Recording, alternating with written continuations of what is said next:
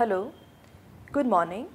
I am Dr. Mariam Sardar, Associate Professor in the Department of Biosciences, Jamia Millia Islamia, New Delhi. Today I am going to teach you about the enzyme immobilization. In today's lecture, we will study what is enzyme immobilization, merits and demerits of immobilization, methods of immobilization, the biochemical properties of immobilized enzymes, and the applications of immobilized enzymes will be discussed in detail.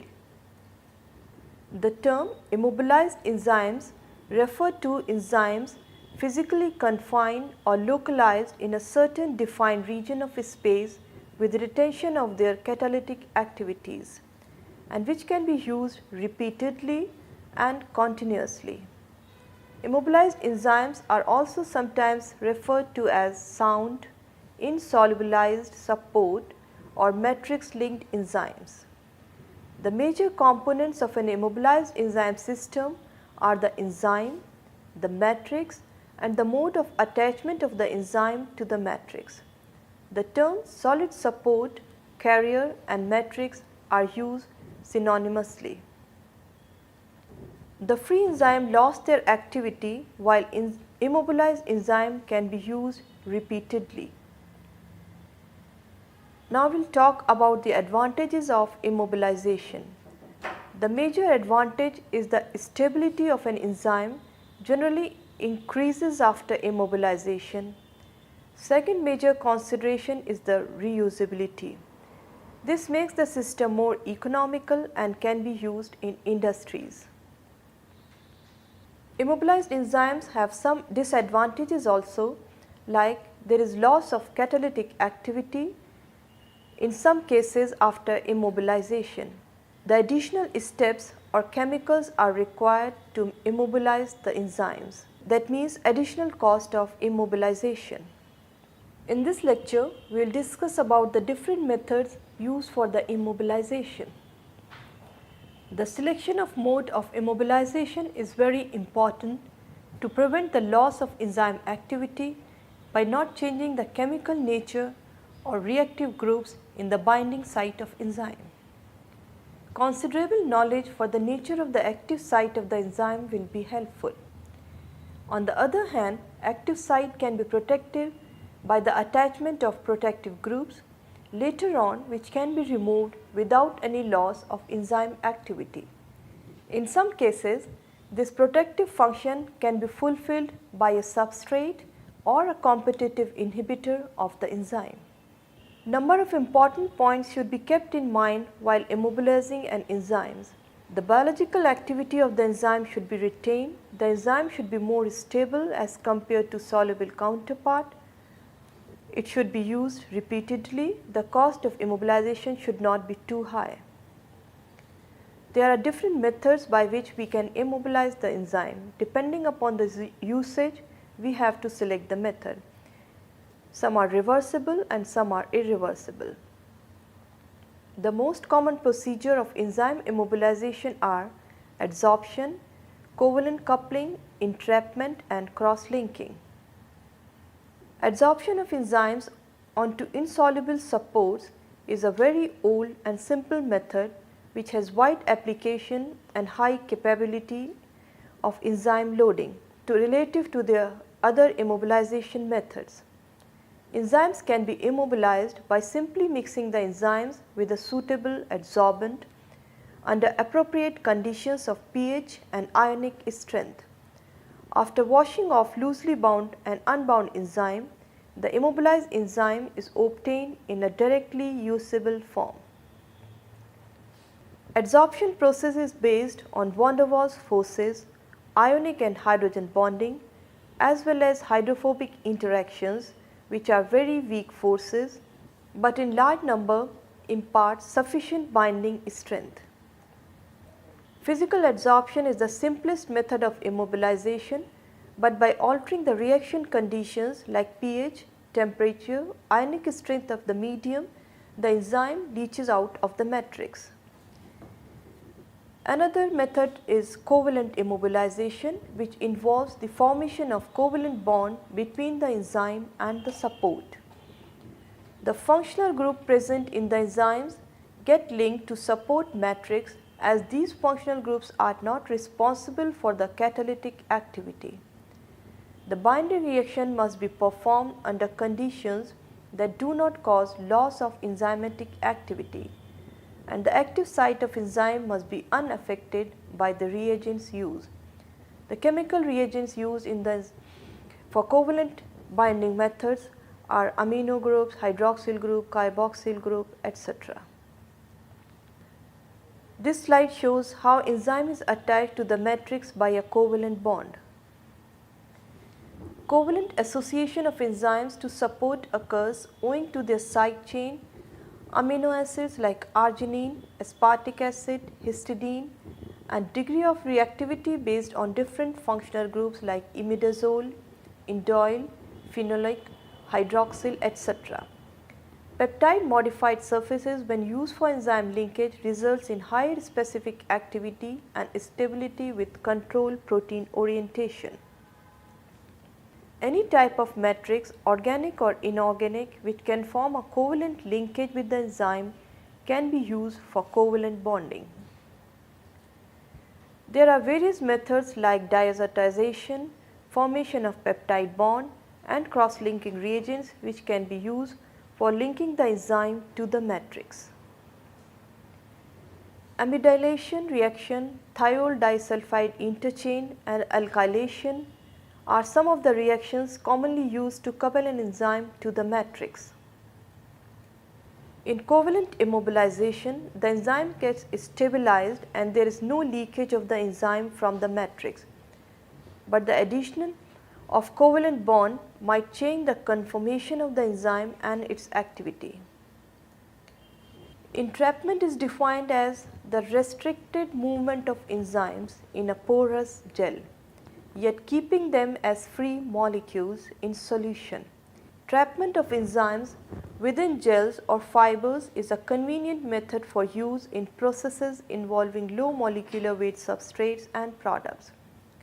However, the difficulty with large molecules have in approaching the catalytic sites of entrapped enzyme precludes the use of entrapped enzymes and with high molecular weight substrates. The entrapment processes may be a purely physical caging or involve covalent binding. Enzymes have been entrapped in natural polymers like agarose and gelatin through thermoreverse polymerization, but in alginate and carrageenan by ionic gelation. A number of synthetic polymers like polyvinyl alcohol hydrogels, polyacrylamide have also been investigated. Entrapment can be carried out in beads or in fibers. Like the physical and covalent methods, entrapment also has some advantages and disadvantages. It is fast, mild conditions are required, but the disadvantage is the leakage of the enzyme and chances of microbial contamination, both diffusion limitations. Cross-linking method involves attachment of biocatalysts to each other by bi or multifunctional reagents or ligands. In this way, very high molecular weight, typically insoluble aggregates are formed. Cross-linking is relatively simple process. It is not a preferred method of immobilization as it does not use any support matrix. So, they are usually gelatinous and are not particularly firm. Since it involves a bond of the covalent kind, biocatalyst immobilized in this way frequently undergoes changes in the conformation with the resultant loss of activity. Recent advancement to cross-linking methods is the formation of CLEC, CLIA or spherozyme. CLEC is a cross-linked enzyme aggregate. It is an immobilized enzyme prepared via cross-linking of the physical enzyme aggregates with the difunctional cross-linker. They can be used as stereoselective industrial biocatalysts. The more recently developed cross-linked enzyme aggregates are produced by simple precipitation of the enzyme from aqueous solution as physical agent aggregates of protein molecules. by the addition of salts or water miscible organic solvents or non-ionic polymers. These physical aggregates are held together by non-covalent bonding without perturbation of their tertiary structure, that is, without denaturation. In this slide, we will discuss the advantages and disadvantages of cross-linking methods. Here we will talk about the different types of solid supports that are used for immobilizing the enzyme. The metrics which are paramount importance is determining the performance of the immobilized enzyme. Ideal support properties include physical resistance to compression, hydrophilicity, inertness towards enzyme, ease of derivatization, biocompatibility, resistance to microbial attack, and availability at low cost. Wide range of matrices or supports are available for immobilization. Supports can be classified as inorganic and organic according to their chemical composition. The organic supports can be subdivided into natural and synthetic polymers. Each has its own advantage and disadvantage. As we have seen that the different kinds of matrices are used in immobilization, some of the examples of natural polymers are highlighted in this slide. Some synthetic polymers are also used as support matrices like DEAE, PEG, PVP, etc. The inorganic materials most commonly used as support for immobilization are glass, silica, ceramics, activated carbons, charcoal, etc. The biochemical properties of the enzymes changes after immobilization because the environment of the immobilized enzyme is very different from that of the free enzyme in solution. Generally, there is a decrease in the rate of enzyme catalyzed reactions. The metrics restrict the diffusion of the substrate towards the enzyme. The performance of the immobilized enzyme can be improved further by studying the structural changes of the immobilized enzyme. The properties of the matrix influence the catalytic activities of the enzyme. The study of the structure of the protein after immobilization is very helpful in improving the performance of the enzyme. So far, we have learnt about the enzyme immobilization and different methods for enzyme immobilization. Let us now look at the different applications of the immobilized enzyme. Currently, immobilized enzymes found application in industry, medicine, and research. In any commercial application, the choice of a specific immobilized enzyme or mode of immobilization must be based on a specific compromise about all advantages and disadvantages between free and immobilized enzyme. Other industrial applications of immobilized enzymes include lab scale organic synthesis and analytical and medical applications. Furthermore, since enzymes are able to catalyze reactions not only in aqueous solutions but also in organic media, immobilized enzymes can catalyze organic synthesis also. So, we have learnt about the immobilization methods. Now, let us have a talk about the application of enzymes in different areas. Currently, immobilized enzymes found applications in industry, medicine, and research. In any commercial application, the choice of a specific immobilized enzyme or mode of immobilization must be based on a specific compromise about all advantages and disadvantages between free and immobilized enzyme. Other industrial applications of enzymes include lab scale organic synthesis, analytical and medical applications. Further, enzymes are also able to catalyze reactions not only in aqueous solutions but also in organic media. They can also catalyze organic synthesis also. Immobilized enzymes are used in biosensors and in diagnostic strips. Biosensors are constructed by integrating biologically sensing system, example enzyme, with a transducer. Enzymes for the most cases are immobilized either directly or on a transducer's working tip or using a polymer membrane tightly wrapping it up. In principle, due to enzyme specificity and sensitivity, biosensors can be tailored for nearly any target analyte, and these can be both enzyme substrate and enzyme inhibitors. Advantageously, the determination is performed without special preparation of the sample. Detection of glucose in blood is the most commonly used biosensor. Some of the enzymes immobilized on various supports which are used as biosensors are shown in this slide. Industries is another sector where the immobilized enzymes are used. Depending upon their catalytic activity, some are used for production of antibiotics also. Most commonly used enzymes in food industry are trypsin, lacases, tyrosinases, pectinases and starch hydrolysing enzymes.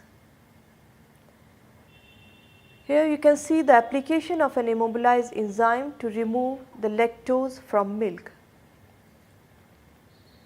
More recent addition to the application of an immobilized enzyme is in biodiesel production. Biodiesel is monoalkyl esters of long chain fatty acids. Biodiesel is produced through triglycerides with esterification of alcohol in the presence of the catalyst. The production of catalyst is a drawback of high energy requirements, recovery of glycerol and side reactions which may affect the pollution. Hence, the biological production of liquid fuel with lipases nowadays has a great consideration with a rapid improvement. Bioremediation is still the unexplored area where the potential of immobilized enzymes can be applied. For enzymes used are lipases, lacases and peroxidases. This slide shows the removal of phenolic compounds by an immobilized lacase. To summarize today's lecture, we can say that immobilization is one of the most promising techniques to achieve a highly efficient and economically competent biotechnological processes. Enzyme-based strategies are increasingly replacing conventional chemical methods in both labs and industries. However, commercialization of immobilized enzymes is still at a lower pace because of their cost and storage problems. Research should be focused to overcome the current limitations related to immobilization techniques. To summarize today's lecture, we have learnt about enzyme immobilization, advantages and disadvantages of immobilized enzymes. We discussed the various kinds of insoluble supports used for the enzyme immobilization. The different methods or techniques used in the immobilization have also been discussed.